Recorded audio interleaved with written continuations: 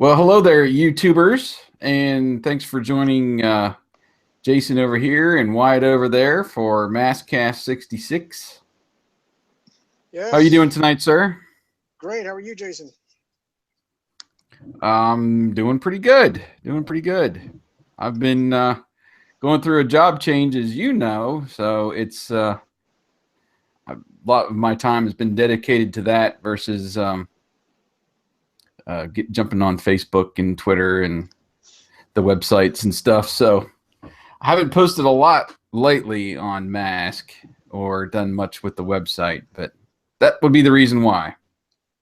Well, people know my reason by now. But I've seen some things post through. I've seen that they're coming out with the next series of comics, which we have yet to actually review the last, 3, 4 in the annual? Yeah, well, we did number 5, or we did number 1 in this current series, and we did that one-off number 1 from the Revolution series. But we haven't done number 2, 3, 4, or 5. We're going to try to do like a broad overview, hopefully in the near future, with some of our buddies, Eric and Bill. Still trying to work that out, but with schedules kind of crazy, we haven't been able to sit down and work out a time for doing that. But the series is going to continue, as we'll say a little bit here in Get Your Mask On tonight. That number six is coming out, I believe, next Wednesday. So That's true. And sorry for not being on the video feed for our listeners. I'm going through some serious technical difficulties. My laptop is deciding it's time to retire. And I'm having to iPad it. And unfortunately, the microphone is not, I have to be like hugging it. So all you get to see is my AOM badge. So, well, that'll work. That works. But well, I put this live event up. Looks like we got a couple of viewers, so we appreciate everybody tuning in to the live session. And we always put it up on YouTube a little bit later for some people who would like to say hello. So hello. Hey. We are gonna do an overview tonight. MASKast 66 is basically a recap of episodes 41 to 50 and our reviews of each one of those. And we're going to briefly go through them and try to pull out some points that we remembered, good and bad. And we'll take a look at our overall rating and compare those to our previous seasons of MASKast and see how this 10-episode section stacked up against the others. And then we're going to get out of here by previewing episodes 51 to 60, which we'll be doing next in the next season, quote unquote, for MASKast. Right. Should probably called it something else and not get confused, since M.A.S.K only had what they call 2 seasons. But anyway, what do you say we get this thing a rolling? Sounds like a plan, Hannibal. Okay. I was going to go down another rabbit trail, but we'll just stick it right here for now. We can do that. All right, here we go. I'm going to bring us into the podcast.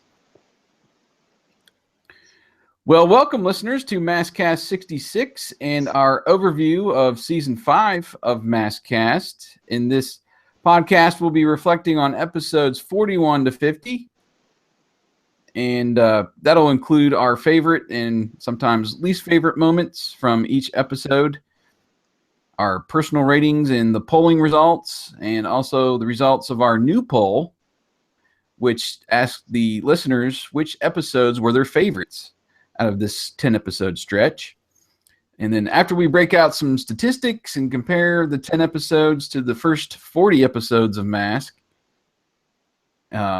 we will then get into a preview of next season, season 6 of MASKast, and we'll take a little bit of time to look at episodes 51 to 60 and give us something to look forward to in the next stretch. But before we start the extravaganza, allow us to introduce ourselves. I'm one of your humble hosts, Jason.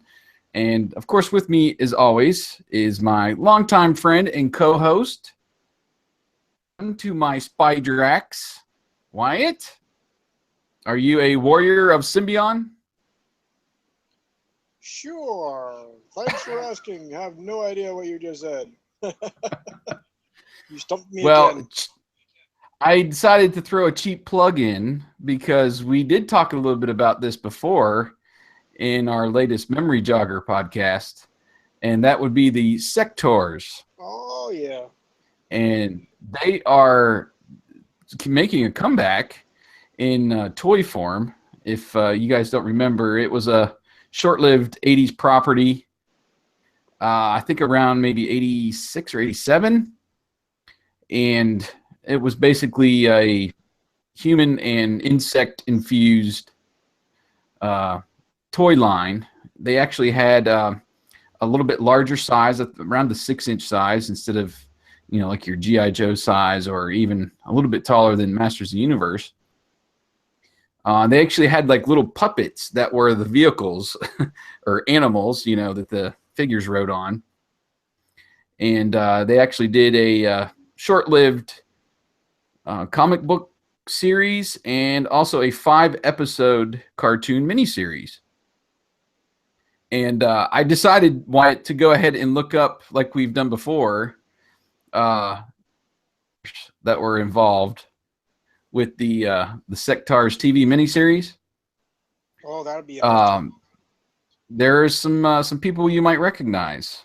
I just might. The main character, which one I mentioned there, was Dargon. He was voiced by Dan Gilvezan. Now, Dan Gilvezan is Bumblebee in Transformers. Oh. He was the original Bumblebee voice. Mantor character was voiced by Peter Cullen. He's all over the place. It's a lot of the same people we know. Neil Ross, he was involved. He was Waspax. Really? And BJ Ward, which we mentioned, she provided additional voices. She was it Scarlet in G.I. Joe? I think it was Scarlet. She played Princess Allura in Voltron. Right. She's also she's a PBS character. Her name skips my mind right now, but she's a PBS character now. There was. Okay. Spider Flyer, that was voiced by Arthur Burghardt, who was Destro in G.I. Joe. Which we're going to meet. Which we're hopefully going to meet this year at RetroCon. Let me see who else was on here. Who else we might know. Another one was Michael Hack, a character called Secor, and he's voiced some voices, I guess, best known for Dragon Tales on PBS. But he also did some kind of back in the day, too, on the Centurions. He was on there. And Chuck Norris's Karate Commandos. He's actually the voice director on those. And he was the voice director for the Alf cartoon series. That would have been. And then also, Rappler was Frank Welker. Oh, wow. So we have another instance of Optimus Prime and Megatron appearing in another show. That's so cool. You know, what's really intriguing is how they seem to keep repeating. You know, they all seem to work together in different venues, and you would think like this is what seems to be miles away from any type of fandom following, right. And yet they were voiced for they're cast for those voices. It's just remarkable that they seem to just keep going and going and going. Right. Um, It's a testament to their talent and how they can go from show to show. And while you can probably pick out their voice, they can still distort it enough to not be doing the same character each show, you know? right. That's really interesting. So anyway, yeah, I was glad that, to see that sectors were coming back, and we'll keep our fingers crossed for a mask coming up later this year, maybe at HasCon, the new Hasbro Comic Con.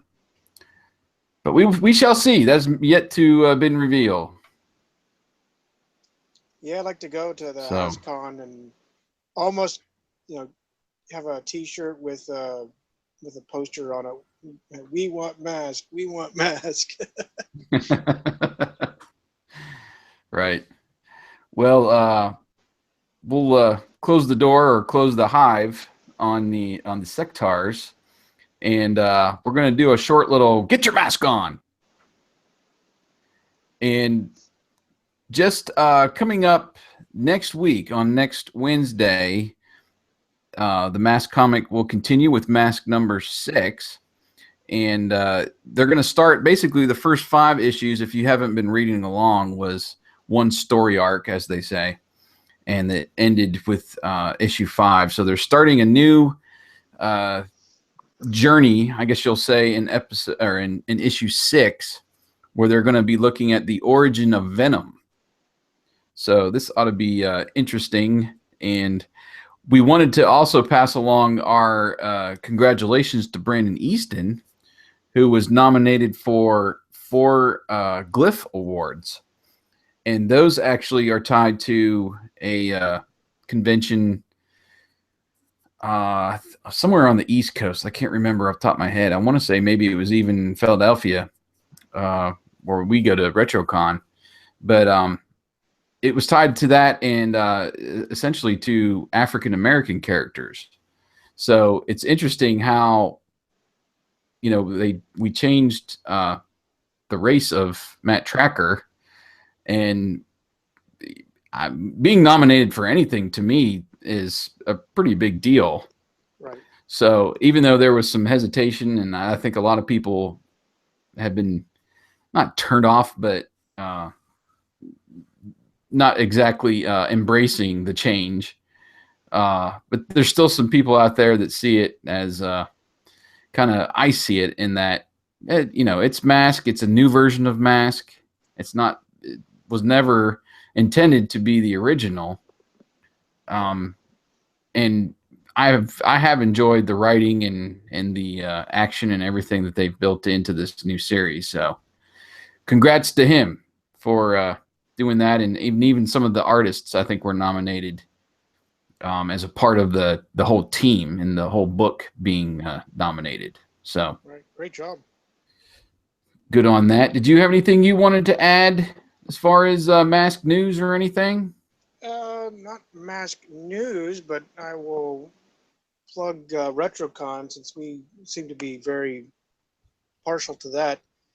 We just found out Yes. today, thank you, Jason, that we are going to be graced with an awesome 80s character, even an early 90s character. And of late, he is real popular on video games. He's the voice actor for a lot of games. He's kind of like Doug Stone. He has a resume so long he has no idea who he did anymore. And that's being Dwight Schultz, aka Murdoch, H.M. Murdoch from the original A-Team. I just can't wait to see him. Yeah. I think I remember sending you this, Jason, well, maybe 3 or 4 years ago, and then you said, yeah, you'd already seen it. But there was a Comic Con that he and Dirk Benedict, who played I'll call it the later Face Man. He wasn't the first cast. Right. But it was interesting to watch that bit. Mm-hmm. I encourage people to go Google it if you haven't. to go see that. But the favorite story out of that was that he actually got fired during the pilot, and it was because he was too over the top, basically. So what you see as H.M. Murdoch was really what he was like with that character. He liked kind of going to the extreme with his characters. And I guess he pushed the envelope for some of his production crew or director, or one of the two, and the other is basically who rehired him and said, "No, we like this. This is actually what we were looking for. We want an actor to basically let it all out. He's supposed to be insane anyway." So I'm just anxious to see how him in person and see what what he's like. If he's really calm and collected type of thing, or if he's really like we're gonna know it when we walk in the center. I wonder if he's going to wear the jacket. That's all I want to know. He has to. Well, he was a Star Trek dude for a couple years in the Next Generation. He was several years. Yeah, and I went through this series. I'm going back through the series here again, Next Generation, and when I did see it, he is. I hate to say it, but I do label him a little bit of. He has a touch of HM in him on that character that he does, and I'm like, this is pretty cool. I like it. So yeah. Yeah, another cheap plug I'll throw in there was I found and posted over on Rediscover the 80s. It's been several years ago. A reunion show that they filmed probably about 10 years ago, where a guy came over, essentially a super fan from, I believe it was from England, and he tried to find all the living actors as part of the show and try to get them essentially together to reunite and talk and all that stuff. And he got pretty much everybody, obviously except for Hannibal, who had passed away, George Papard. And he even got to sit down with Mr. T for a while. He didn't come to that little reunion later, but he got to sit down with Mr. T, and it was cool. Right, I had seen that, and basically they reunited at a bar. That was the where they were all supposed to reunite, and it was funny because they even got what's his name, the Decker, Colonel Decker. Yeah, they got him to reunite, and he's like, "I finally caught up to the A-Team." I think is how he introduced himself into the room. So it was kind of comical. That was really neat. And they ambushed Dirk Benedict, which was kind of. I felt bad for Dirk,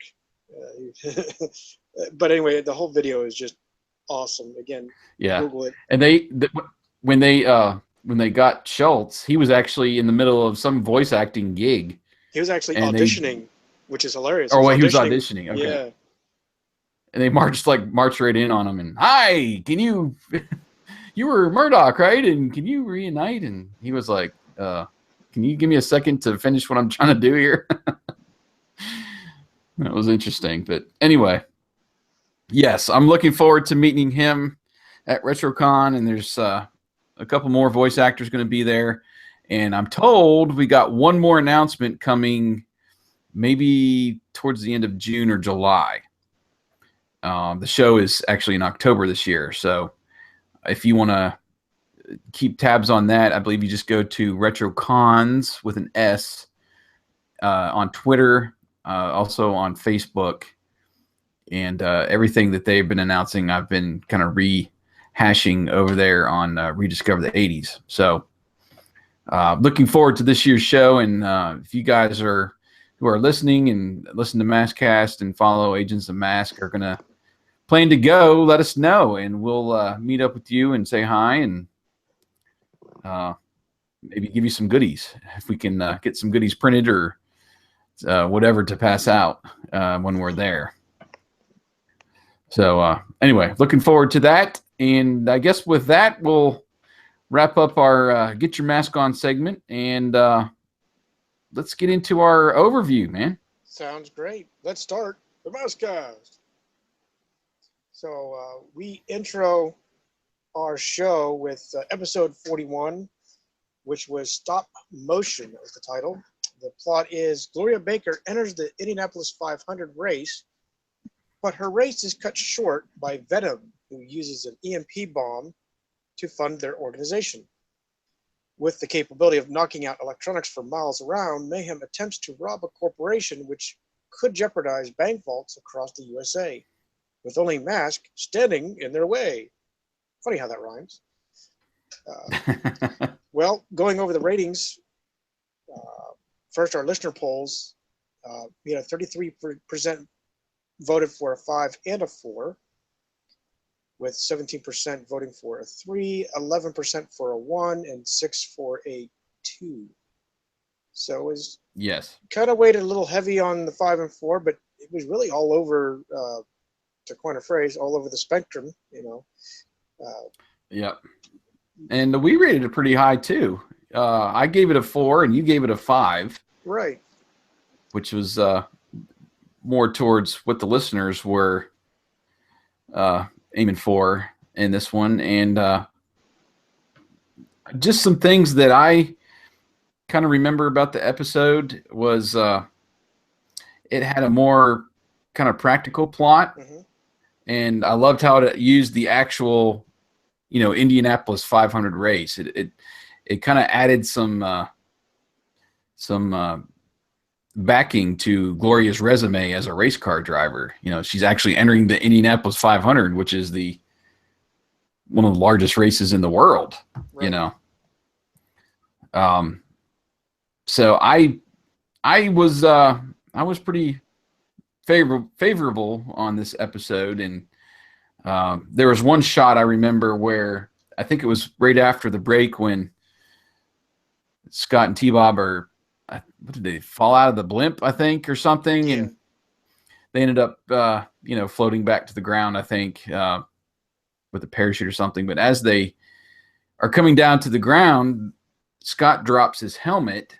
It was like racing helmet that he was wearing the entire episode. And there's this really cool reflective shot off the visor of them.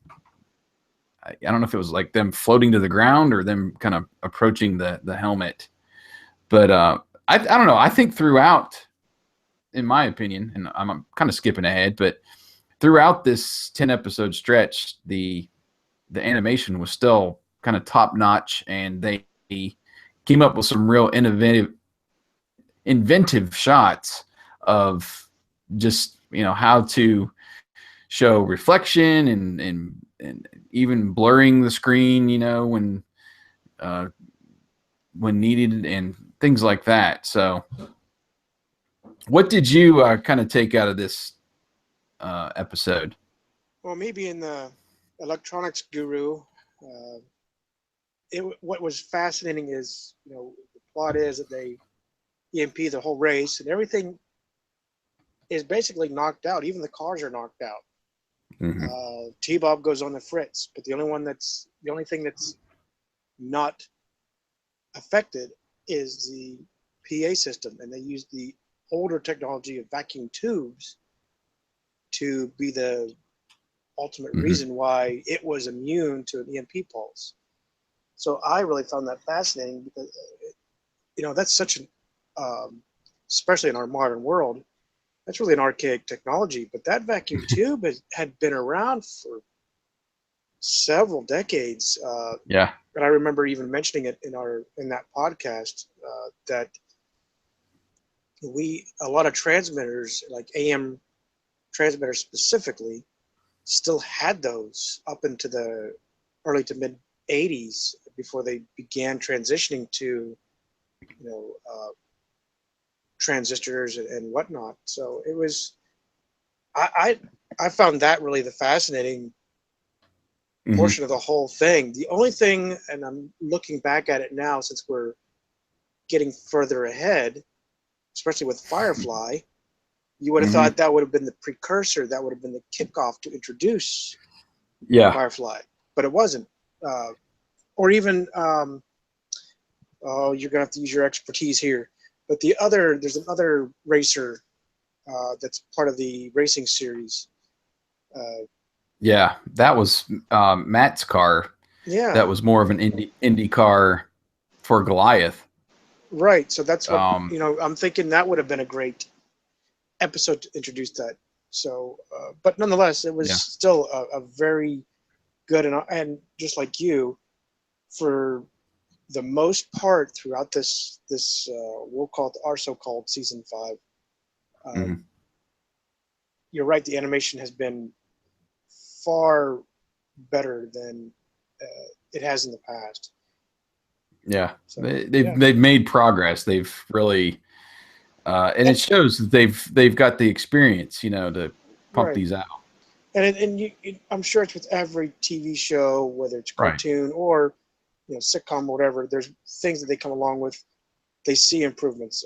I can see that in different '80s shows. You can see that like camera technology or the lighting has improved. So you know, a season or two, you notice things are brighter or the audio Right. seems better. Or in our case, in the '80s, growing up with available in stereo, where that kind of technology was kind of cool. Right. Right. And really, I mean, really, the only thing that was not, uh, or is not consistent even throughout the whole series is the writing and those little details. So it's nice when they get some really technical details, like what you were mentioning, correct. And when there's just blatant errors or just unbelievable stunts or things that happen in the episode, it at least for me, now that we're going through these at a later age, it kind of takes you out of the episode more Right, and you notice the details more. So, right. well, let's go on to episode 42, which was the Artemis Enigma. And the plot for this one was Venom steals some sacred antlers from a Greek monastery that are rumored to detect gold. And it's up to M.A.S.K to stop Venom and return the artifact back to the monks. The listeners on this one, they voted 39% for 4 and also 39% for a 3. And then 23% of them voted for 2. So we had no 5. We have no extremes in this one. We had no 5s and no 1s. And we kind of landed more towards the middle like they did. Yeah, sorry, I opened the wrong file. It's okay. Trying to find the note. There it is. Yeah, we did. We seemed to, like you said, land right in the middle. You were a little more not as forgiving as I, which seems to be a trend. But yeah, I scored a 3. You scored a 2. Uh, I guess the the best out of this episode was that there was still the great animation. The detail was there, but what drew me away really was that the spiders chasing uh, Yeah, I Alex do kind remember of that. it just didn't sit well with me. I guess some people can have a arachnophobia and be deathly afraid. I guess it just didn't get me there. And then I did make a big notion about the mask disparity when they use their voices in the mask. Sometimes they have Mm, we hear like a microphone or some kind of effect going on, but the reverb was just ugly. I don't know how you say it in audio, but it was ugly. So right. it just wasn't great. What was your I don't know that you have a best, but what was your more memorable portions of this episode? Um, I was trying to remember. I know I liked that they chose Rax to kind of infiltrate, and kind of earlier in the series, we'd seen him in different setups. I can't remember which episode it was where they caught him like on video camera stealing something, and I don't know. I kind of like Rax as their inside man more than any of the other Venom characters. He just seems he could weasel his way into whatever situation he needed to, you know. Right.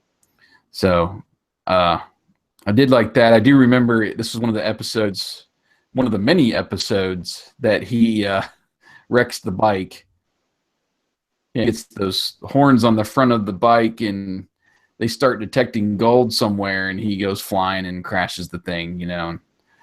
I can't remember what Vanessa says to him, but I'm sure it was something, jabbing at him. Oh yeah. Uh, but I mean, it was kind of good that they tied. I believe they tied those antlers into like Greek uh, uh, deities or gods, that kind of era. Miss, I can't remember exactly um, what he or she was the god of, but I thought that I always like it when they use history. They do use history on good occasions, um, not necessarily uh, all the time. It's used well, but Right. having that little background and it's inventive the writers to use history like that. I do remember though. I kind of what bothered me was this was like this huge secret monk society. They lived way up on that hill. They had like a secret elevator to even get up to the place. And they had been keeping these horns secret for thousands of years or whatever it was. And they used the gold to, buy food and whatever they needed up there. And I don't know, it just seemed like Rex, even though I liked, he was the infiltrator, it was a bit too easy almost to steal those things. And you think there would have been more fail safes in play from the monks to protect them. But again, it's only a 22-minute episode, so Sure. they got to kind of move fast. Yeah. That leads us on to episode 43, The Chinese Scorpion. Venom agent Bruno Shepard disguises his Stinger vehicle as a giant iron scorpion. He kidnaps an archaeologist who knows the location of buried treasure inside the Great Wall of China. This was highly rated by both Jason and I, with 33% voting for a 4, 27% for a 5, and 20% for 3 and 2. So not too many people were actually on our side. Uh, as far as it was more of a, About half, yeah, a yeah, but still, there's little more than half. 4. There's a significant vote for the 4. Yeah, Um, yeah, we voted both for 5 on this one, and um, this one was just fun, and they did some things as far as the writing and how they ended the episode like they really hadn't done before. There was essentially a cliffhanger that was unresolved when Venom is kind of left in this chamber with the gold, and the door closes, and the scorpions are closing in, and what's going to happen to them? right. It was almost like they had been defeated permanently. And I remember M.A.S.K kind of drives off at the end of the episode. I don't even know if there's anything said, but they just kind of drive off into the sunset after trapping Venom in this chamber. So it was very, very interesting the way they did that, and what your brain as a kid might have put together. Seeing that, it wasn't one that I had remembered watching as a kid, but um, a kid's brain would have thought, what, Venom's done. Right. What's next? So, what did you pull out of Chinese Scorpion? Well, despite seeing our new vehicle enter on the Venom side, uh, I was really enthralled, I guess, with the very similar Knight Rider episode that they had, and I still have yet to write down which episode that is. Mhm. But essentially, you see Thunderhawk; they're buried in the ground inside the Great Wall, actually, and they're running low on oxygen. It's getting super hot in there. Uh, Mm-hmm. so they let Thunderhawk loose. They fire up the jet engines. They somehow kick in the transmission, the car transmission as well, and this thing just ejects itself, rams through all this debris, this heavy wall.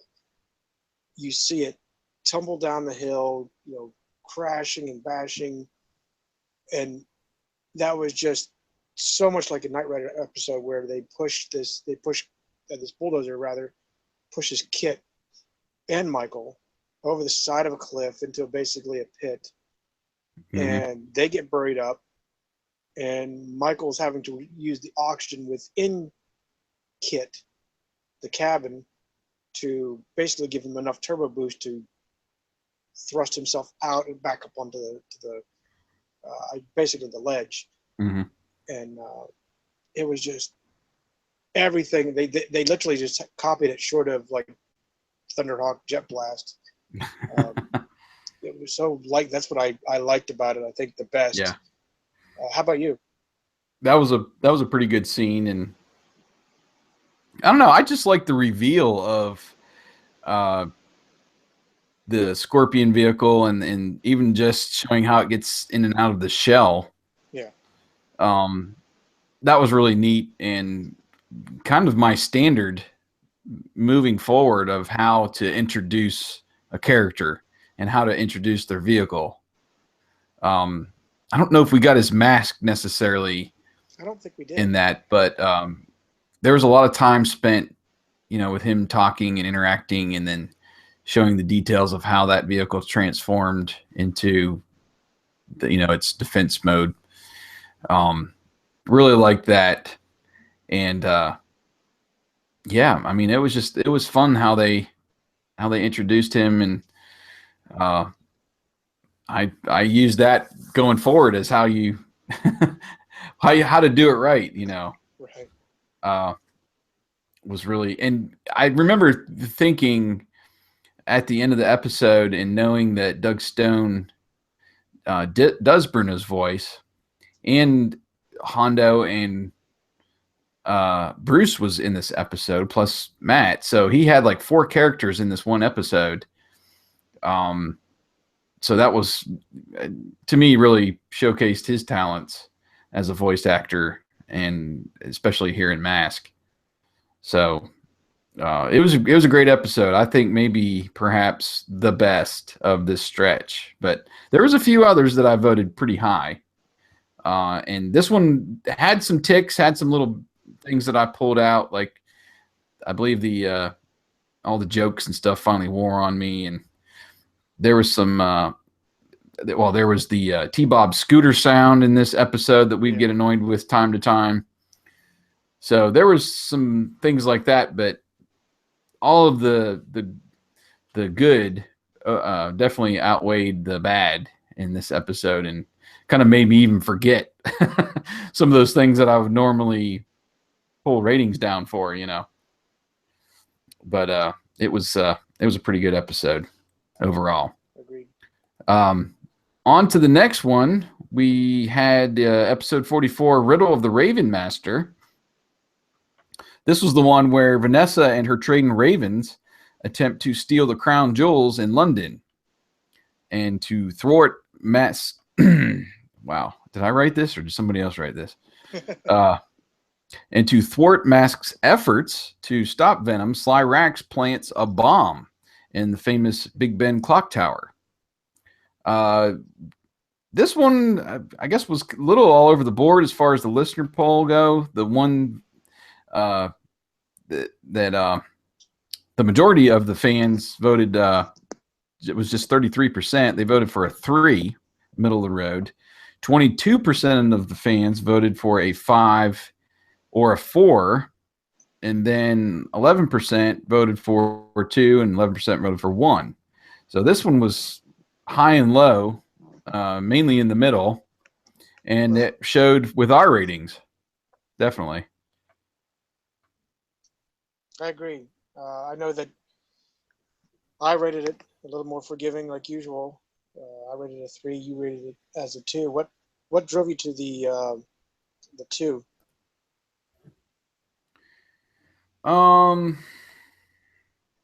I'm trying to remember exactly uh, what kind of pushed the rating down for me. Um, I don't know. I guess it was the plot mainly that I was just not able to connect with, and the birds, and then this whole thing with the bomb, and I don't know. There, I think the jokes even stacked up on this one, and this was one of those episodes where there was no call up as well, Yes. and I don't know. I try not to hold it against it, but it's just such a big part of Mask, and getting that call up each time is, I don't know, I think important to me in how I rate episodes, because it's noticeable when they don't do it. Right. And you're like, okay, when's the call up? When's the call up coming? When are the agents going to be summoned and come in and help save the day? Um, Agreed. so we didn't get that, but there was something that I really liked in this one that pulled out, and again, it's that little detail of essentially DNA technology being implemented in the episode and being way ahead of its time. And I think it had to deal with, was it Vanessa's hair? Uh, they find I think hair from Vanessa and run it through the computer, Yes. Yes. and they're able to identify her. So that was just pretty cool that they're using that kind of tech in 1985, uh, especially when that kind of evidence, really wasn't uh, precedent until, I don't know, probably the early 90s or mid 90s, when it was really, pushed through in courts and all that. Right. But what did you take away from this episode? I guess the best thing out of this was really the good animation with the altitude they were displaying, as well as the wind. It seemed to be um, I do remember that. Yep. very obvious. It was well articulated. That's the word I'm trying to think of. It was Mm-hmm. great in that way. Um, but I'm like you. There was so much wrong with it. Um, there was a huge disconnect with those ravens attacking racks when they were trained to attack, the London Guard. Right. It just Yeah. did not make sense whatsoever. I'm sure it was for comedy, but it didn't jive. So I remember that being like one of the bigger points that got yanked out of it. Mm-hmm. But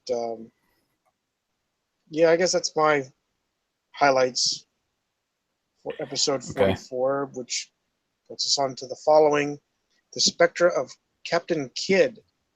M.A.S.K attempts to foil a plot by Venom to get their hands on the lost treasure of the pirate Captain Kidd in the Caribbean islands.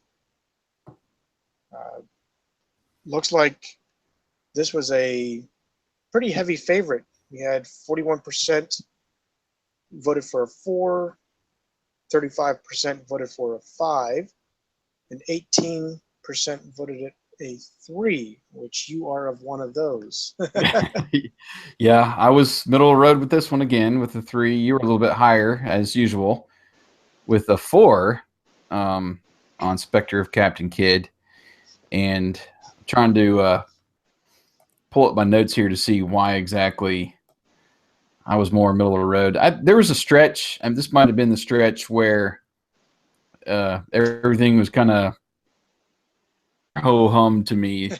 Uh, there wasn't a whole lot that was standing out, but this one I do remember there was a little disconnect with the drama at the break where Matt is sucked under that like whirlpool Yeah. in those tunnels and stuff, and he, Hondo and I believe Scott is there, or T-Bob, trying to get him out of that hole with the water filling up down beneath their feet. And then, Matt gets sucked down and he gets spit out into this pool that's like above them. And I was like, how did that work? He should be dead and drowned, or come out way down below from where they were standing. Right. But they just kind of looked over and, oh, there he is. I'm fine. And there was really no explanation on how they helped him to get there. T-Bob had those, was it his arms or something? Maybe it was something that just came out of his back or something, where he was lowering down, trying to grab onto him. But that was just kind of weird how that even took place I agree. at the halftime. So what did you maybe what was some good things, or maybe some things that you saw in this episode? I guess one of the cool things they did, this effect, was where they had that new, like a white flash behind the people when they were transforming the vehicles. But Oh, yes. that was one of the cool things that I liked. In the end, we learned that all the cannonballs are gold, which was actually a very clever way to hide the gold. And then they used those canals to basically transport all those cannonballs. That was their tubes, essentially. So that was, for me, that was all the that kept it, I guess, higher rating, was the cleverness of that. Like you, I didn't like. It just did not make sense how the canal supposedly shot higher in the background elsewhere. That was one of my bigger disconnects, like you. Yeah.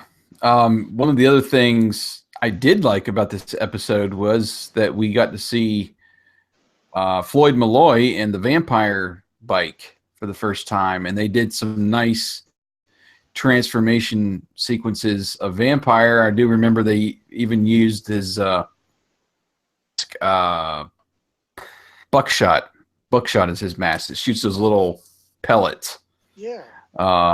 And I think even at one point, I don't know if it was Hondo or somebody uses them to, like, they back the tires over. Maybe it was Dusty, and they gun it, and all those go shooting up towards Venom. That was some really creative battles and stuff that they put together in this one. And one thing I did note was that the vehicle transformations were maybe the best that we've seen so far in any of the episodes. So they did a really good job with the animation there and how they transformed the vehicles. Agreed. So, okay, anything else on this one? No, I think that leads us on to episode 46. Yep, and that was The Secret of the Stones. And this one, Venom goes after a mystery stone. I'm going to do that again because I hear you moving around there a little bit. Sorry. Venom goes after a mystery stone that contains a power to make objects weightless. And it's up to M.A.S.K to stop them from obtaining these powers in a showdown near the Yucatan Peninsula in Mexico. And this one was a pretty highly rated episode as far as the listeners go. 43% voted for, 36% voted for 5. And then we had 14% for 3, and 7%, which was probably one person, voted for a 1. I was high on this one. I was actually higher than you. Yeah. For once. Yeah, I had a 4, and you actually had a 5. This was one of your premiere episodes. What made it, I guess, stick out highly for you?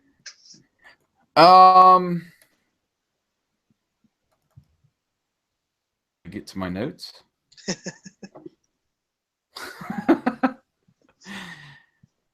I'm trying to remember and try to put notes down in each little section here, but I figured I better have them all just to reflect on. But I actually did all that, but my laptop decided to crash. So I have nothing. I'm actually having to pull up every single MASKast. Luckily, yeah. I saved it. I never deleted it out of my email.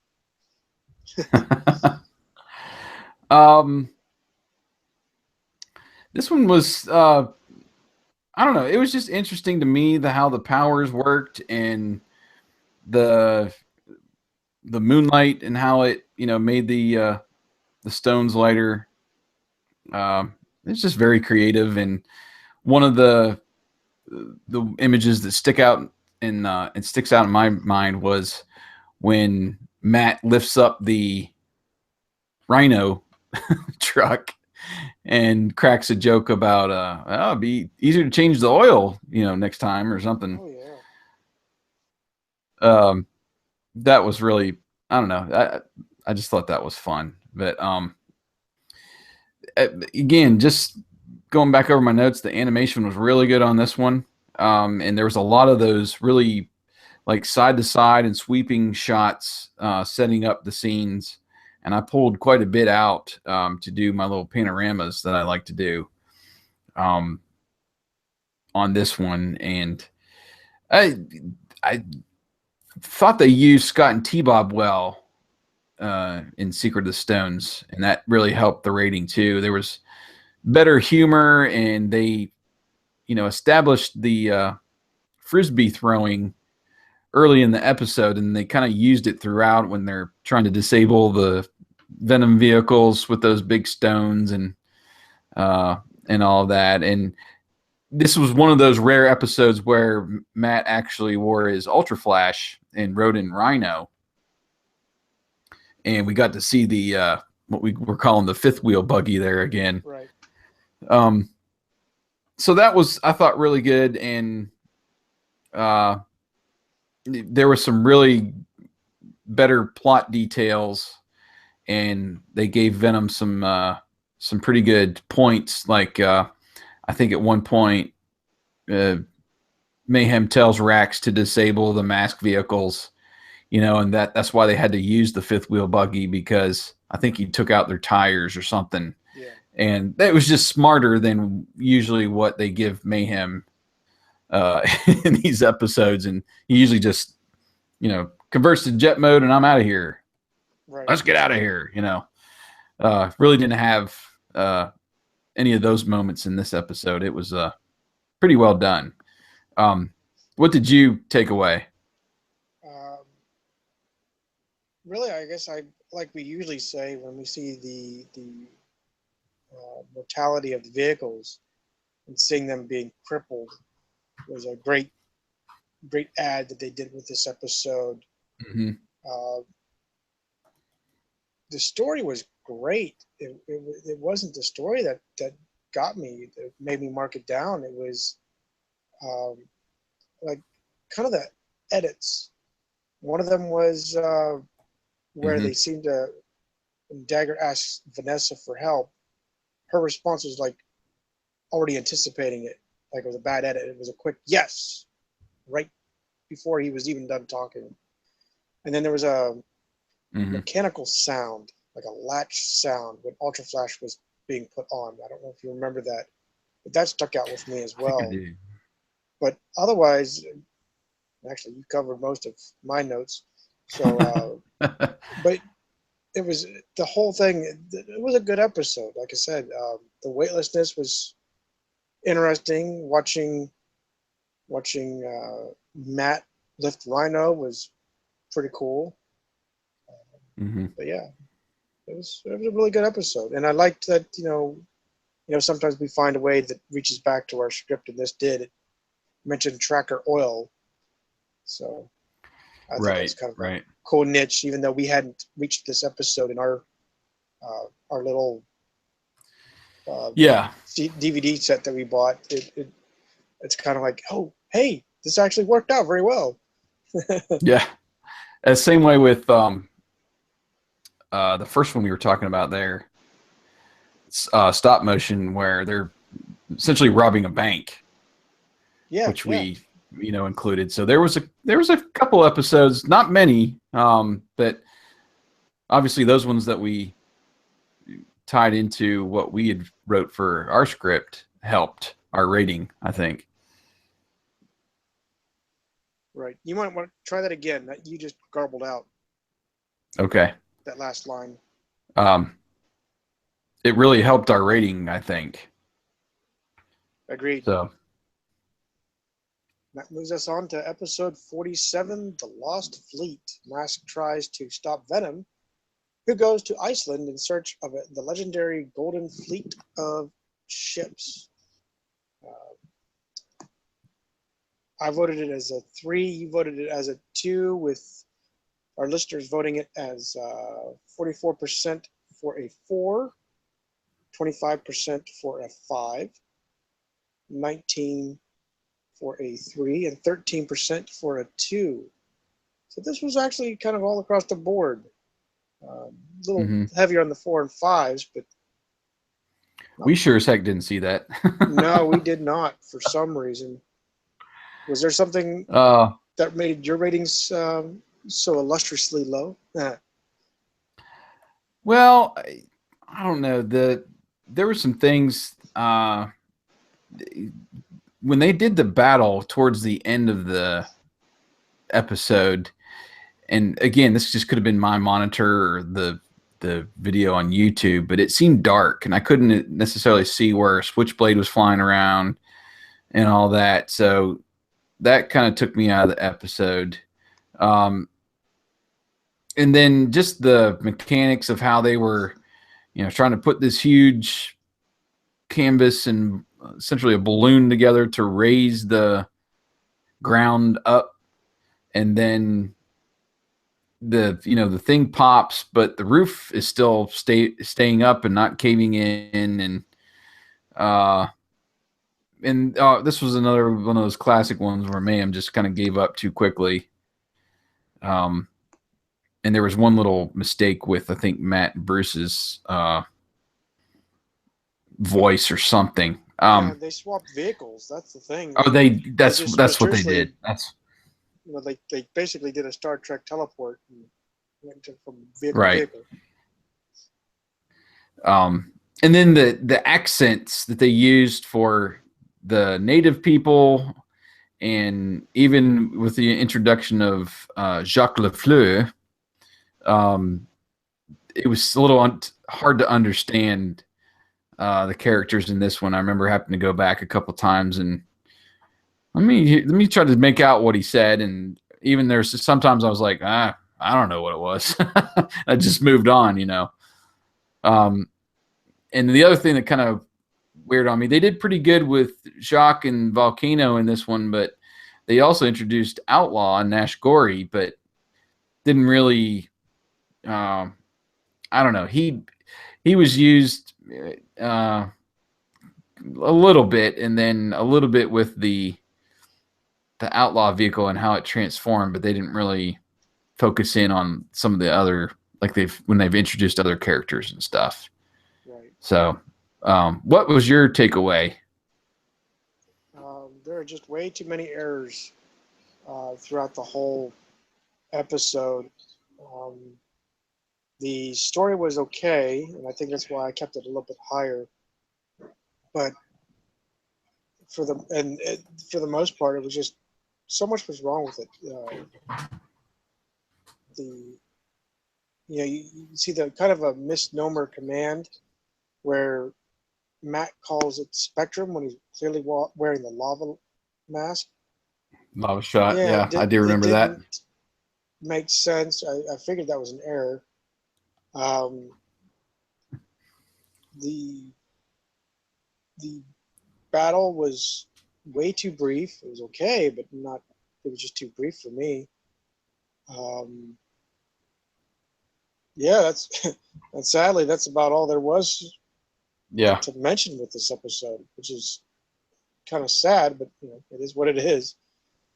Yeah, there was just some disconnect there too. I think this is the one where Scott and T-Bob fall into that crack in the ground when it, the earth starts to quake. And there was something, they kind of really made their rescue more complex than it should have been. And then being able to see them with Thunderhawk flying over and not using like Spectrum or something to scan and find them. He just kind of spots them from way up above, and they're way down in this crack. And it was a little, I don't know, unbelievable, I guess, to me, the way they kind of found them. But yeah, I was down on this episode. So I guess we both agreed for once on that one. And then the next one, I'm sorry. And then the next episode that we got to was episode 48, Quest of the Canyon. That's my stupid computer is slow. The plot on this one was M.A.S.K heads to Carlsbad Caverns, where Venom is trying to find and steal the lost treasure of legendary gunman Jesse James. And the listeners were actually kind of down on this one.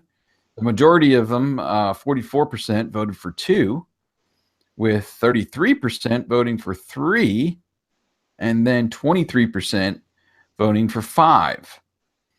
And we were pretty down on this one as well. We were. Both voting 2. So what did you take away or not take away, I guess, from this one?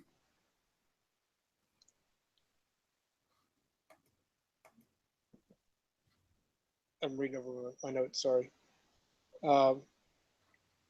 Seems like there was just a lot of whining with T-Bob. I mean, more than usual. That's one of the things that I got. The Matt uses Spectrum, but it didn't seem all that beneficial as we kind of just looked through the mask, but we don't see anything. He says oh, there's the tunnel, but we don't see a blip, no heat signature, nothing. So there's a big disconnect for me.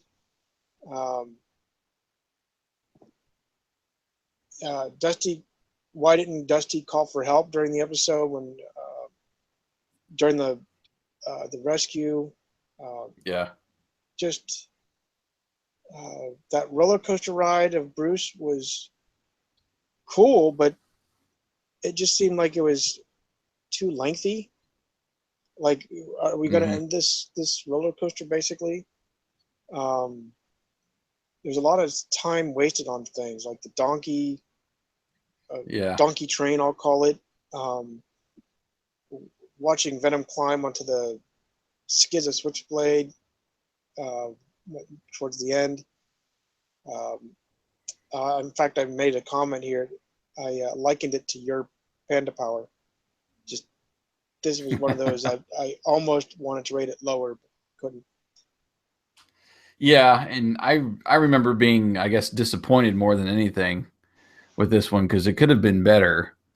And again, it's the details that they got wrong with, their $10 million in gold amounting to a sack full that Dagger was carrying over his back like Santa Claus. Right. So that's you're going to all this trouble just for that much. And of course that's not going to account for $10 million, but that just kind of got me out of there. And just that they, Dusty could have been removed from this episode altogether, and it would have probably bumped my rating up to 3. And it's not because I don't like Dusty, but it was everything that he did. He was just like a liability in causing the team to get distracted or have to save him, or I don't know. That just didn't sit well with me. And again, by halftime, I was ready to go pull my hair out because of all the bad jokes and puns and roll your eyes moments, as I say, just in the first half. So It was good, and then again, I kind of felt like the introduction of Ace Riker could have been better, and how they did use his boomerang mask, so that was neat to see. But we didn't get to see Slingshot transform at all, and he was only there because he was kind of grew up in the area, I think, or something. So I don't know. I thought that was a miss on the part of the writers or the producers of introducing another character. Right. So that's what I kind of made this one a lot lower.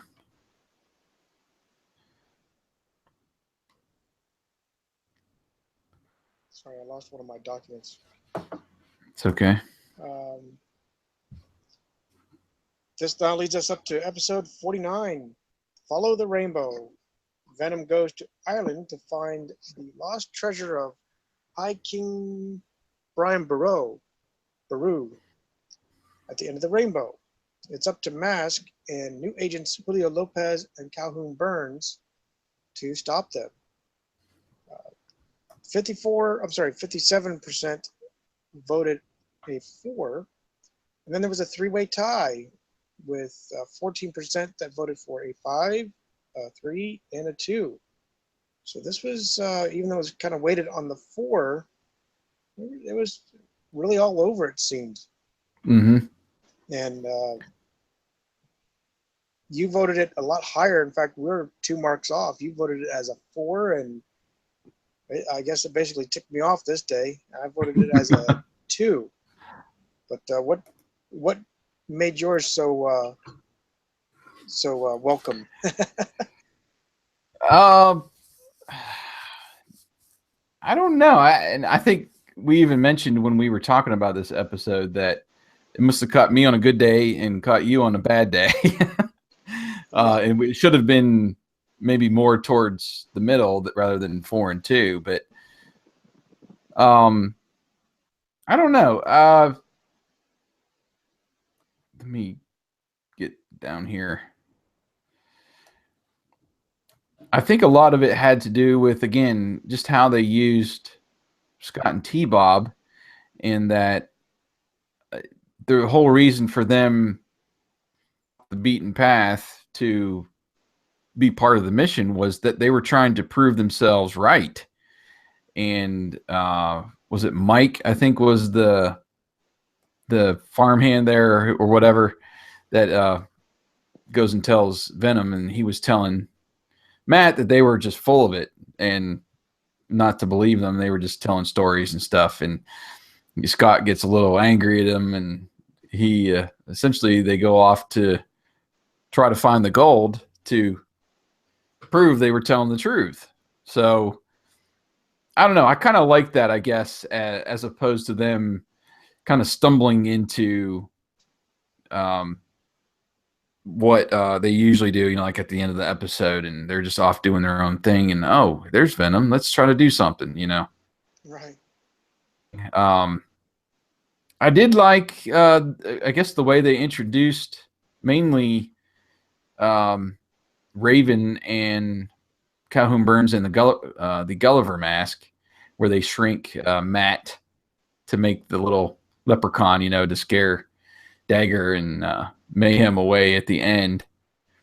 I did like that, but we didn't really get too much of Firefly, and I don't think any of his was it steamer or streamer mask that he has in this one. So he was there, but he was kind of just background.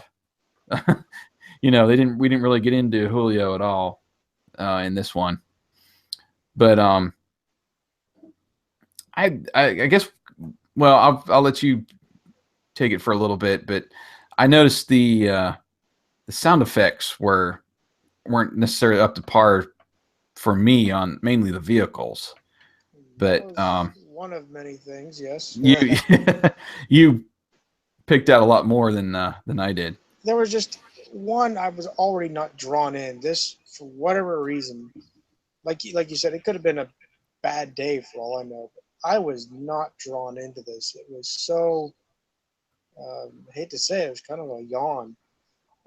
Just I could not get into this episode, and then the mistake after mistake. It seemed like they just. It's like everybody had a bad day. The writers, the sound editors, just it was all the way wrong. Um, and like you said, they introduce characters and the masks aren't even used. Uh,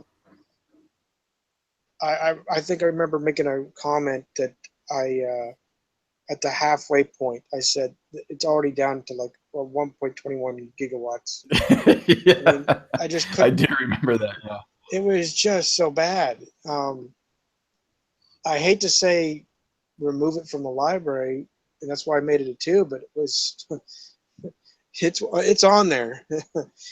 So, but yeah, Well, you're allowed to. You still got a one in your back pocket somewhere since I rated Panda Power a one. did you actually ultimately make it a one? I don't think you. I did.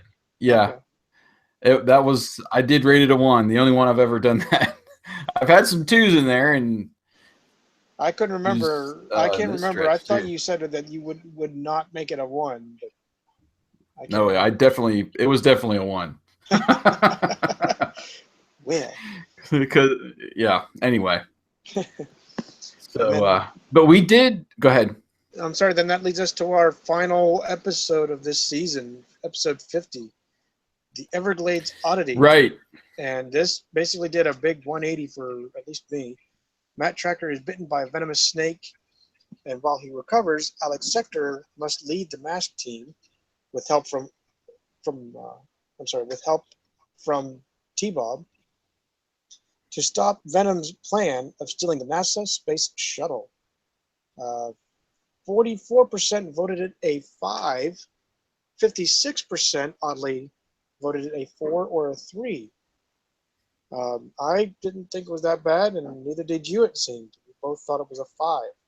Yep. What impressed you?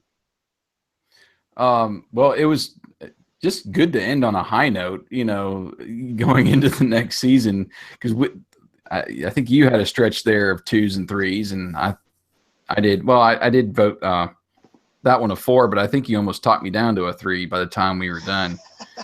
The Follow the Rainbow, but yeah, the animation was good, and again, I honed in on Doug Stone and how he voiced Matt through some of the pain and some of the just the sequences of him being weary and tired, wanting to help, and all that from his bed. I thought he did a really good job with his voice in this one.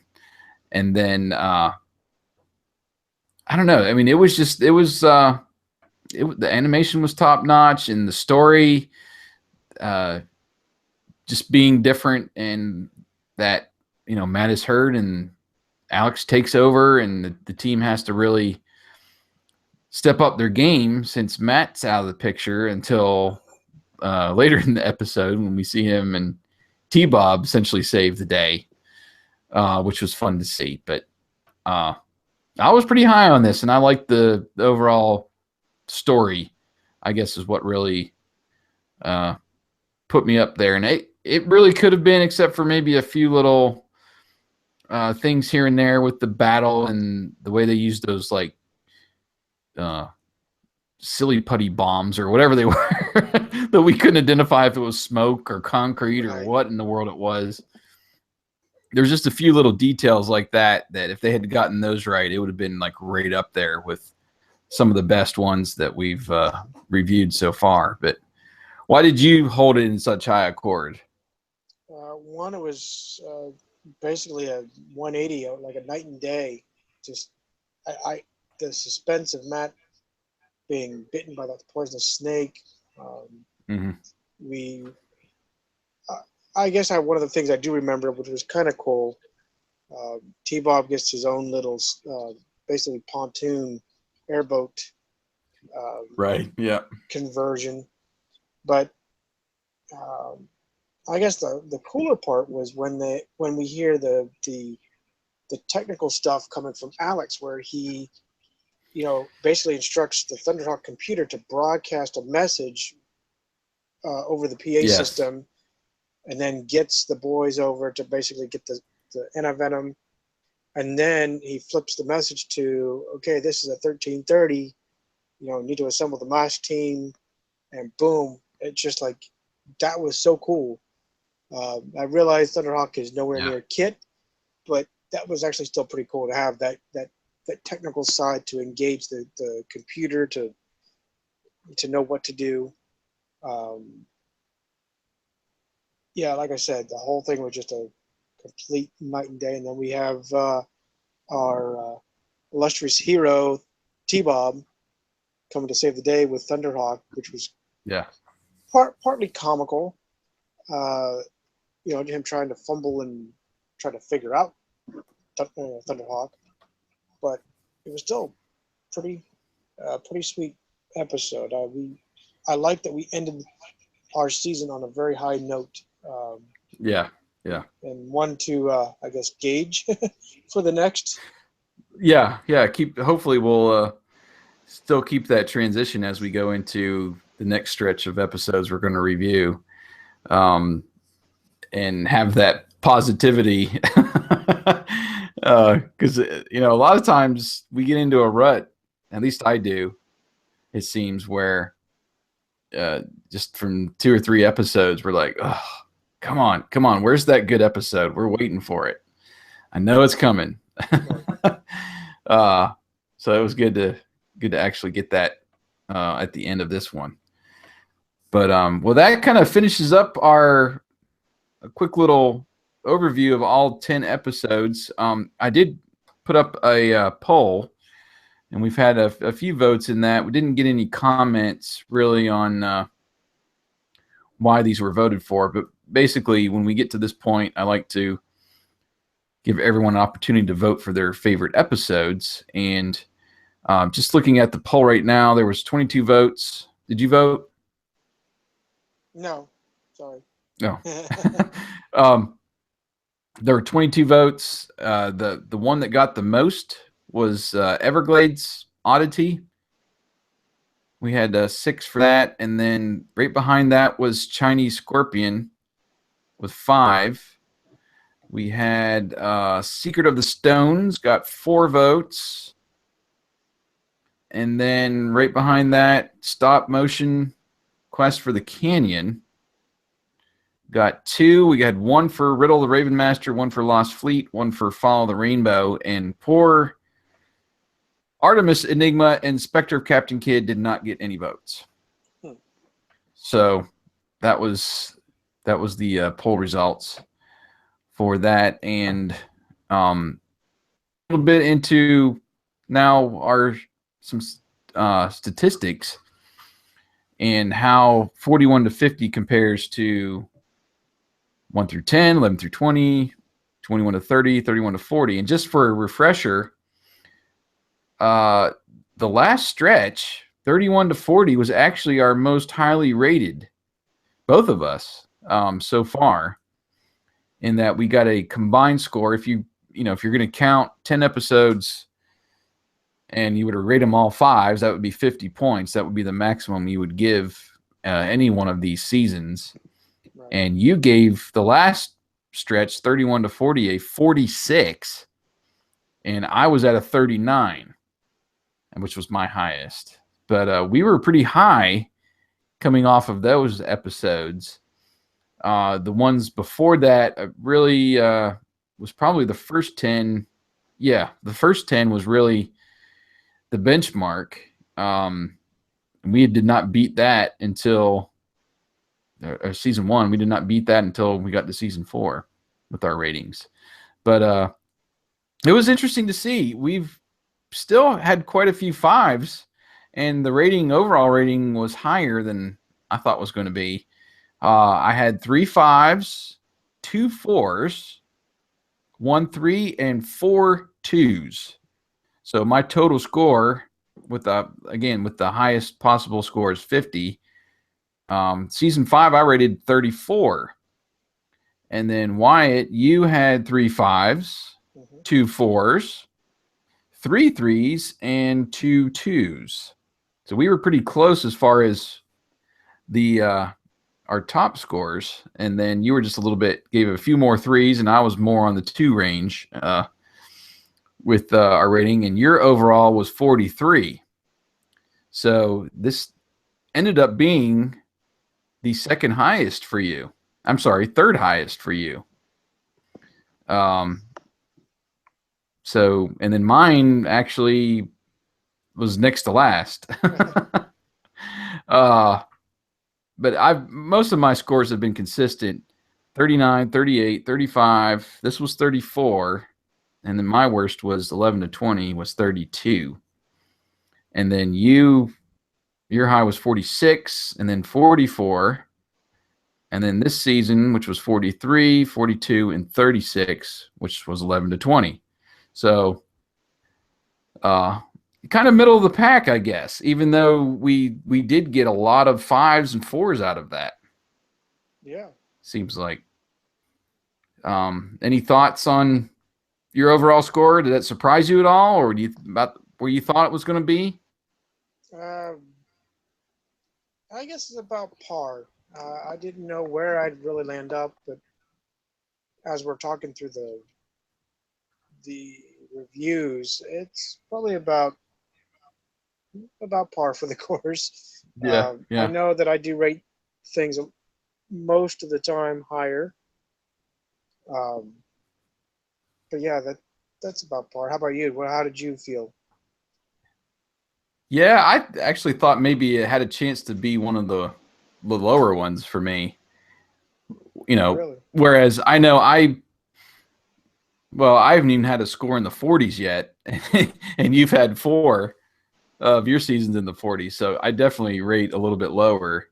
But the fact that I actually had 3 5s, which tied for the most 5s in one of those 10 episode stretches, that was a little surprising to me. I didn't remember having many highly rated episodes, and I'm usually good for a 2 and even a 1, uh, in some of these episodes, but 4 2s, that was definitely uh, the most I've given in 10 episodes so far.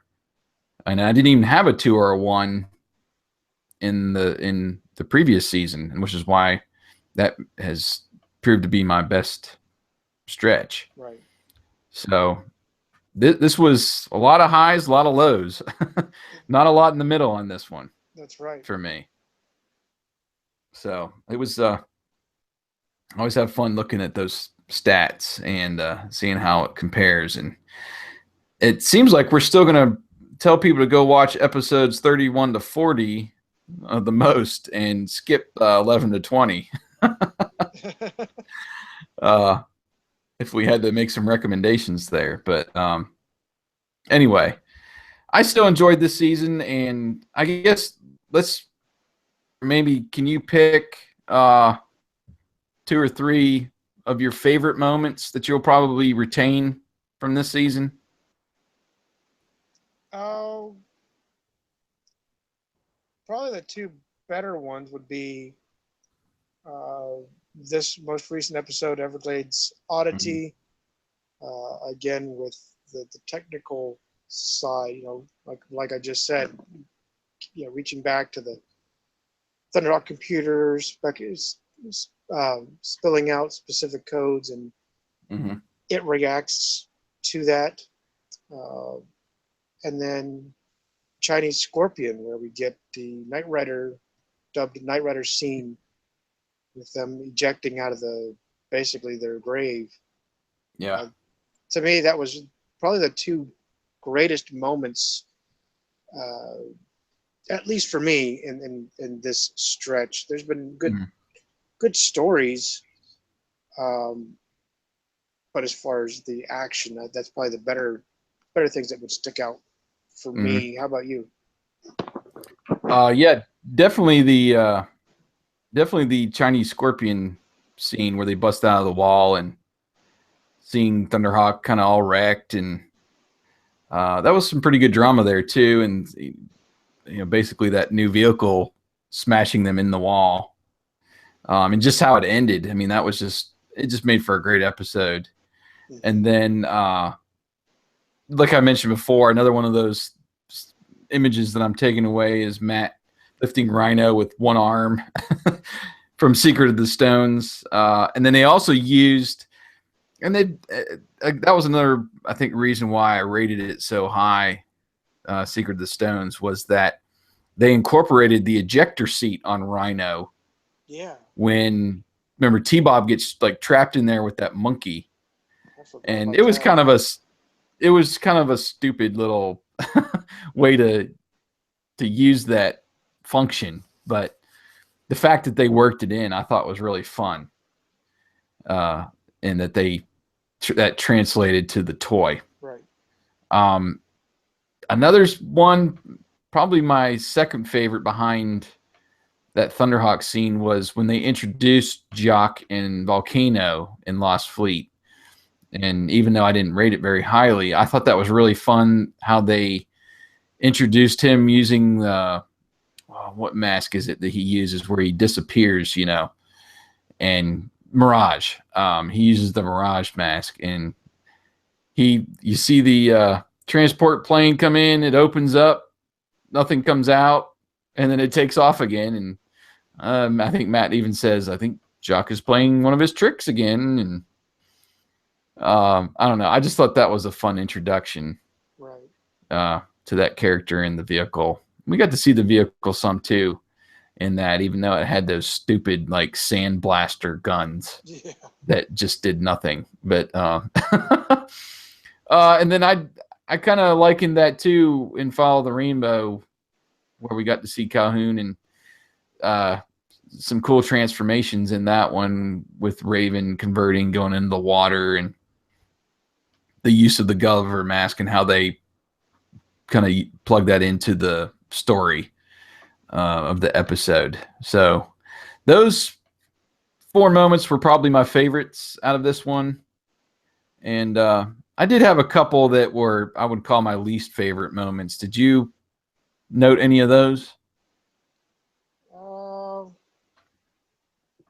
wouldn't call them moments. Our previous episode, the Follow the Rainbow, was pretty sour episode, almost all the way around. Okay. And then I guess episode 63 as well. MASKast 63, episode 48, Quest of the Canyon, where I guess out of picking that apart a little bit, what got me the most is the length. It's like they had to add stuff to it just to stretch it to make it 22 minutes. It was just like the roller coaster ride we've already talked about. So they just added to it when it probably didn't need to be added. So, and I do remember us both kind of agreeing. I didn't write it down actually in my least favorites, but it was in the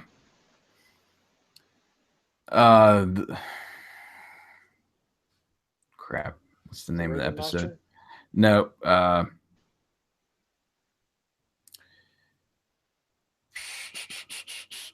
Let me find it.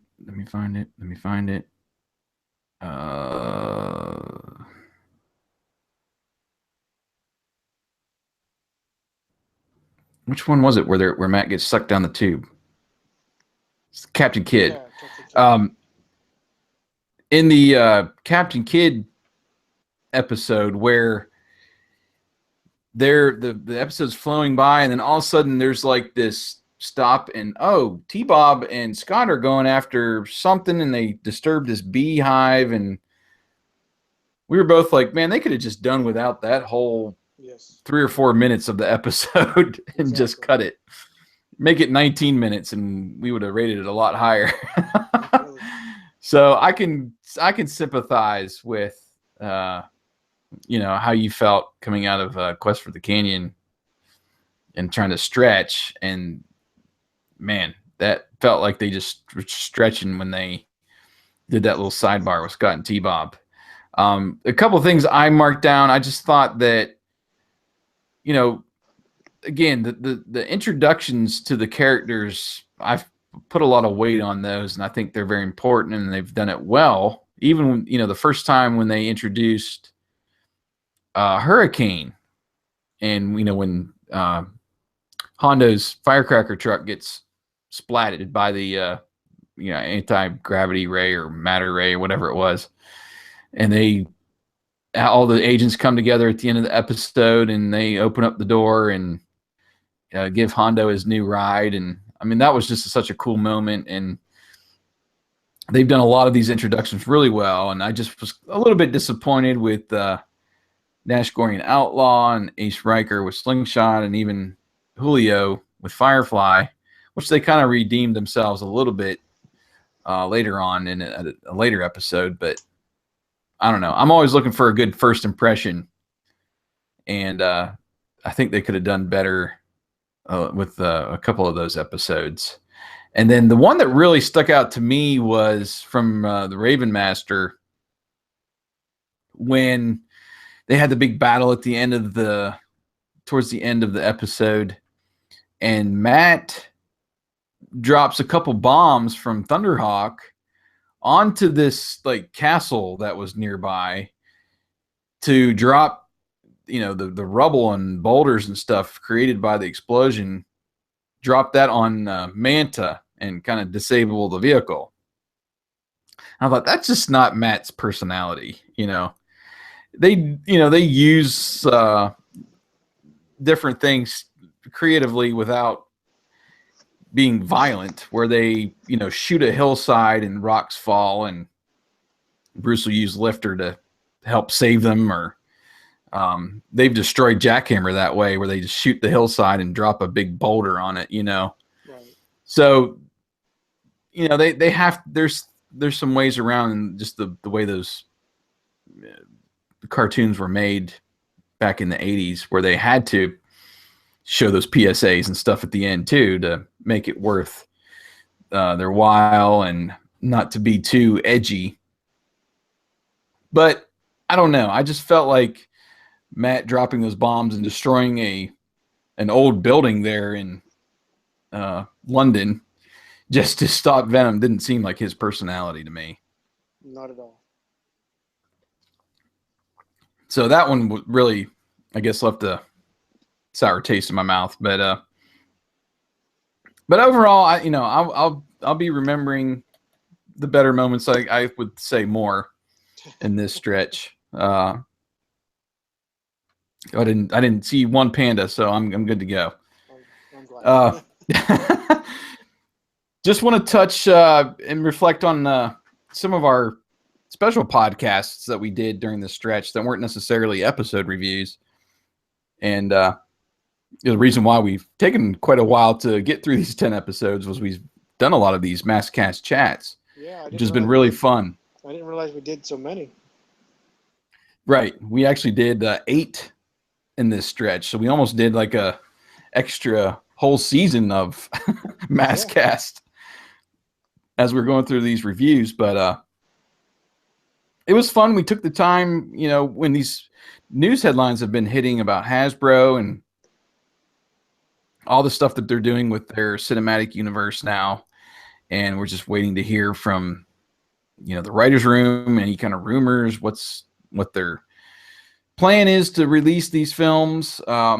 Once that news kind of broke and officially, we got to sit down with Eric from BoulderHill.net and hash that out.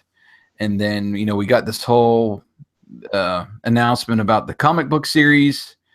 And that's when we met Mike Quackenbush, and we got to interview him, who was really motivated to be that writer, be that person that brings M.A.S.K back to comic books.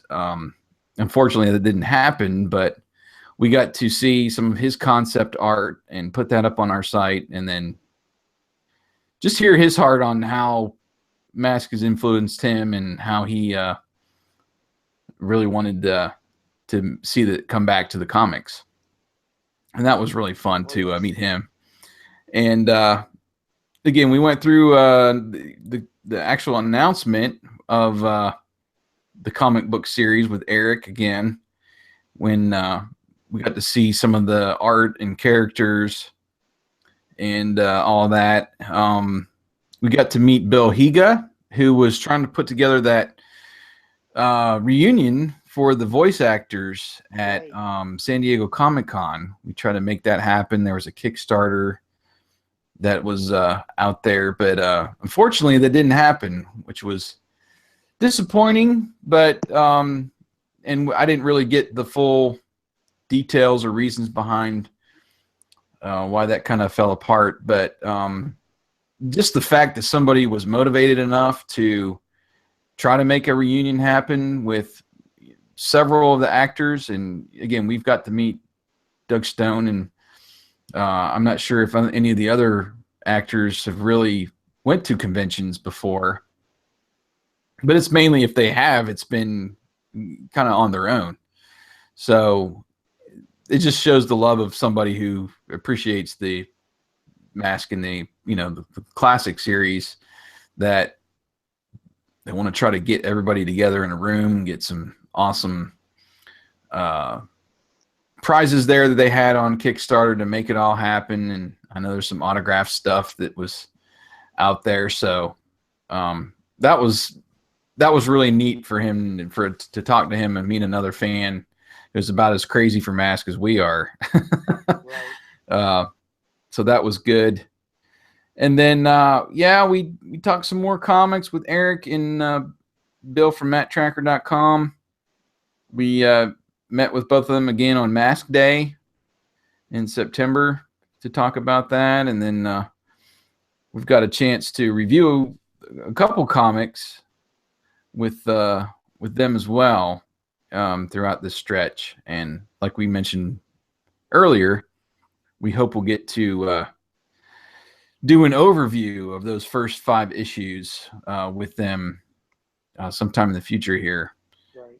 And we can really dip in and get our opinions and stuff. But that was kind of the stretch of special podcasts in there. And again, like I said, it was nice to meet some new fans, and nice to bring our buddies back and just sit down and chat and have a fun talk about M.A.S.K.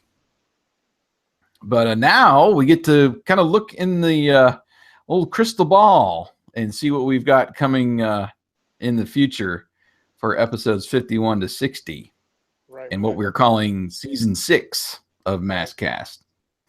Yeah, we have Dragonfire, which is episode 51. Venom goes to Borneo to seek a lost temple.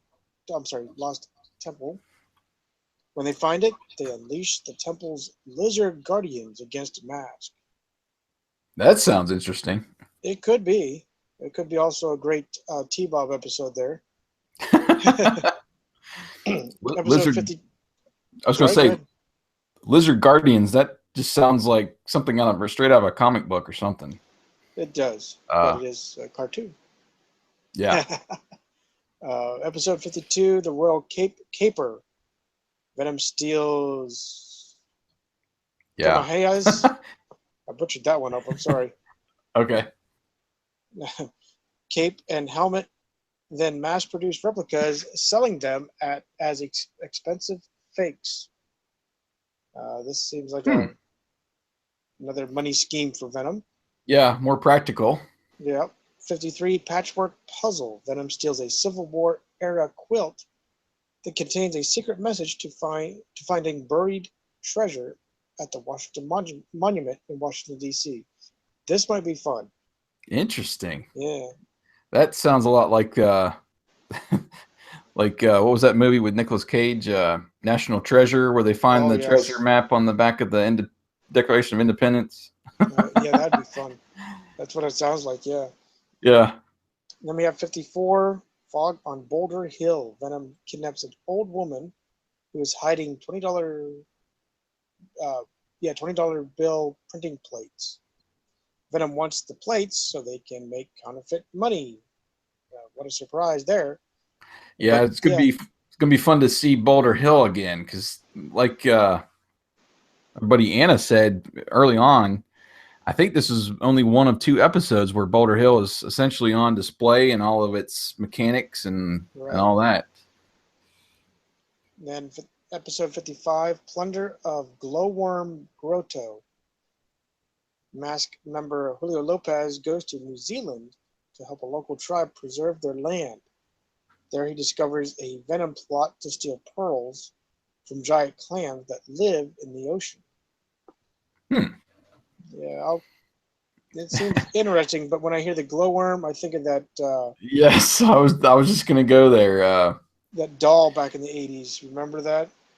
Oh, no, I wasn't going there, but Oh, I was thinking of that episode where they have those big worms with the glowing eyes and stuff. Uh, oh yeah, I didn't even think about that.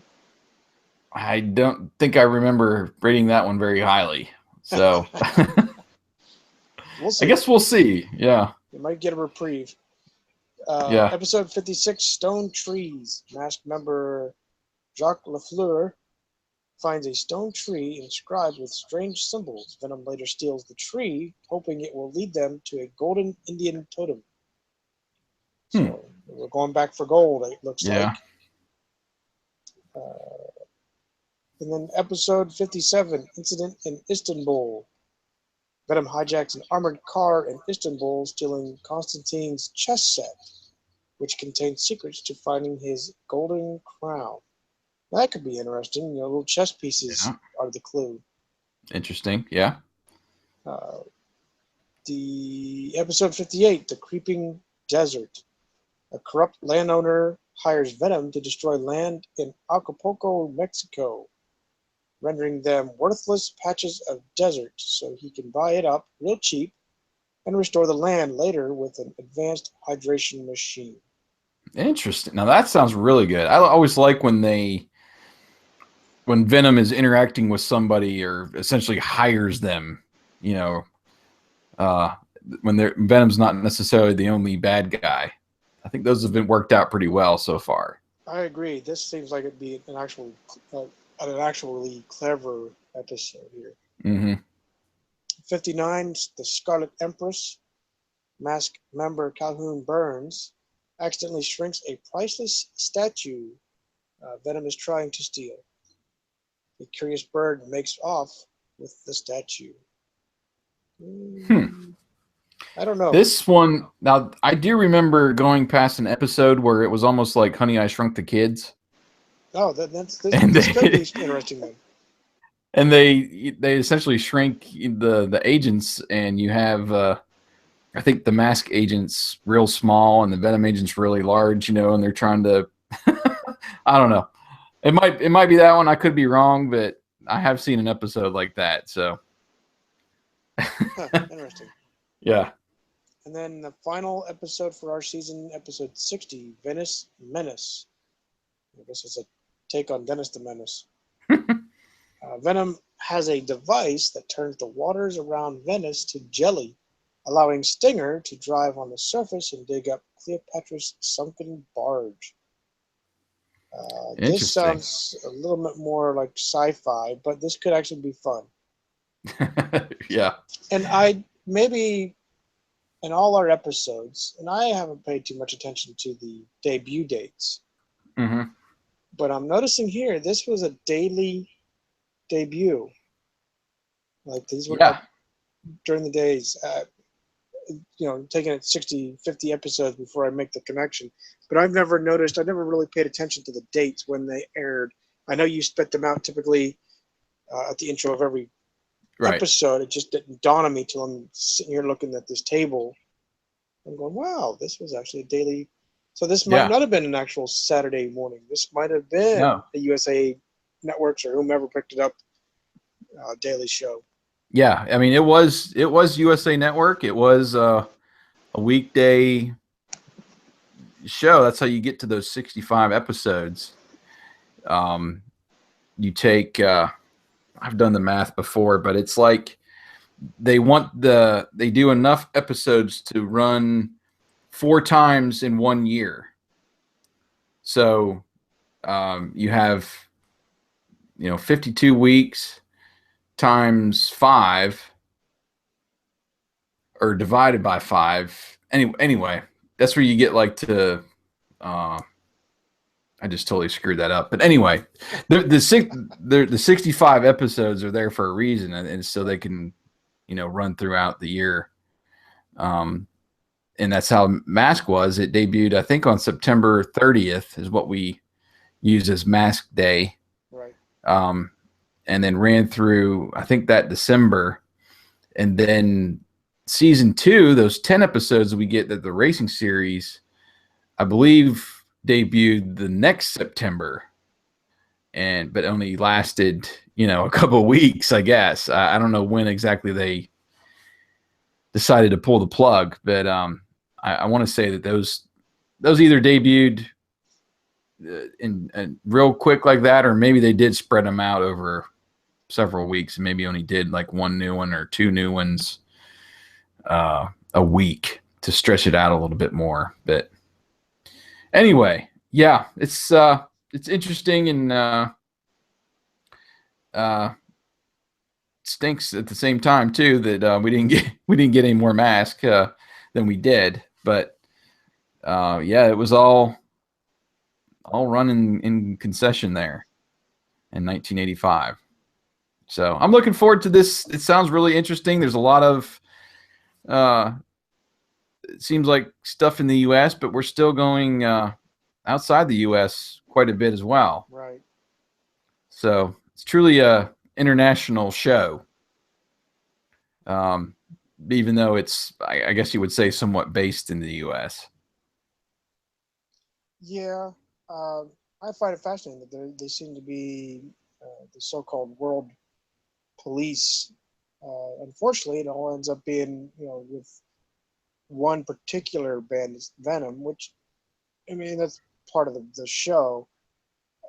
It would have been interesting. I'm sure I know they've done it with the comic books, but it would have been interesting if Venom were in the picture and some offshoot crime wave that's happening, and M.A.S.K is called in for their expertise to infiltrate it and basically kill it off. I think that would have been an interesting episode, to say the least. Yeah. To see. Well, I guess it's going to about do it for our overview, man. I'm looking forward to the next season. It's getting pretty crazy to think that probably before we finish this stretch, we'll have released 100 episodes of MASKast in all, counting the chats and everything. So we're getting near the end. We are. Which is exciting, and yet at the same time, I'm like, well, what are we going to do when we're done reviewing episodes? We're going to go back and review them again, or pick a couple to see if we can see some better, pick some bad ones. Maybe we can find some good in them.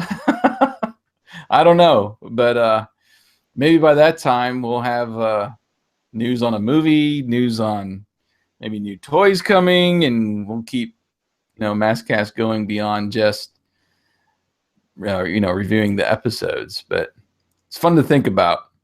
Yeah, it is. I guess that ends our review. Yep. It's been fun. This was a good stretch. Very good. Well, thanks for joining us here on MASKast. We really have been having a great time reviewing these episodes for what seems to be about 5 years now. It has been, literally. But it's fun. We get to see, as kids, we just watch and go and maybe act some of the scenes out. Usually after Christmas or a birthday. Right. But in the same part, we're now fast forwarding, reliving some of our youth, and it's just intriguing to relive it. That's the best way to put it. To Right. relive it, and then we seem to repeat it lately, but being able to now interact with some of these people, Doug Stone, Sharon Noble, it's fun to be able to say, hey, hi, I'm a Yeah. fan. I didn't realize I'd ever get to meet you unless I lived in Yeah. LA and just happened to know who you were. Uh, so that it's just fun, and um, I hope you, the listener and fan, have really enjoyed journeying down MASKast. We know we have a fan base, and we truly do appreciate you listening to us.